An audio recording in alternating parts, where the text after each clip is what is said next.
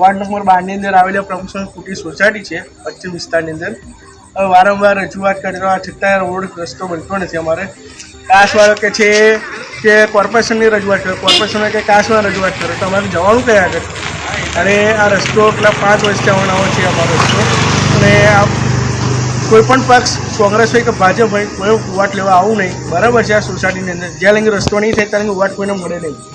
હાલ અત્યારે અમારા રસ્તાની હાલત બહુ ખરાબ છે, જો તમે જોઈ શકો છો.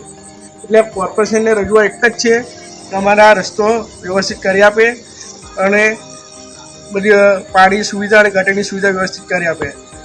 પબ્લિક ટેક્સ ભરે છે, ટેક્સના પૈસા ભાજપ સત્તા પર બેઠી છે તો પણ છતાં પણ આ રોડની વ્યવસ્થા હાલત ખરાબ છે. અમારે આટલા વર્ષો થઈ ગયા ભાજપને ખોબે ભરી મત આપ્યા છે, તો પણ રસ્તાની હાલત આવી રહી છે.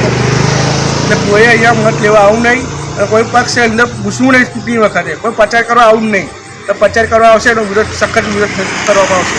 ત્યાં આવતીકાલે કહેવા માગું છું કે જો આ રોડ નહીં થાય આંદોલન કરવામાં આવશે.